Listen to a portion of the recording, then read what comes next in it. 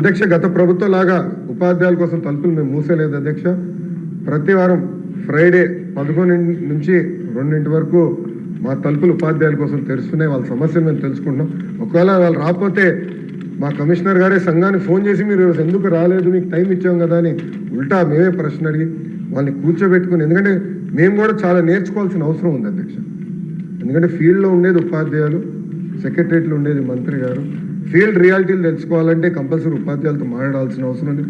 నిరంతరం మేము చర్చిస్తున్నాం. గత 5 నెలలుగా చర్చలు జరుపుతున్నాం.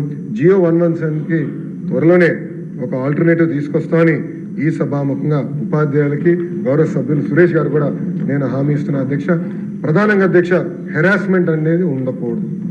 ఉపాధ్యాయుల బాధ్యత పిల్లలకి చదువు చెప్తాం. ఇన్ఫ్రాస్ట్రక్చర్ మానిటరింగ్ మేనేజ్మెంట్ మొత్తం ఇతర రాష్ట్రాల ఎస్టేట్ మేనేజర్స్ అనే పేరుతో అది మానిటర్ చేస్తున్నారు అధ్యక్ష. అట్లా ఒక ఆల్టర్నేటివ్ తీసుకురావాల లక్ష్యంతో మేము పనిచేస్తున్నాం. ఇప్పటికీ బాత్రూమ్ ఫోటోలు ఇవన్నీ కూడా ఉపాధ్యాయుల బాధ్యత కాదని చాలా స్పష్టంగా నేను చెప్తాను జరిగింది అధ్యక్ష. సో చాలా క్లియర్గా ఆంధ్రప్రదేశ్ మోడల్ ఆఫ్ ఎడ్యుకేషన్ తీసుకొచ్చే బాధ్యత మేము తీసుకుంటాం అధ్యక్ష. అధ్యక్ష చివరిగా ఒక మాట చెప్దాల్చుకున్నాను అధ్యక్ష. గతంలో కూడా ఉపాధ్యాయుల పైన వాళ్ళు ధర్నాలు చేసినప్పుడు అనేక కేసులు గత ప్రభుత్వం పెట్టింది. ఆ కేసులన్నీ కూడా సరైన కేసులు కావు, దొంగ కేసులు. ఎట్లయితే మీ పైన పెట్టారు, నా పైన పెట్టారు, అట్లనే ఉపాధ్యాయుల పైన దొంగ కేసులు పెట్టారు అధ్యక్ష.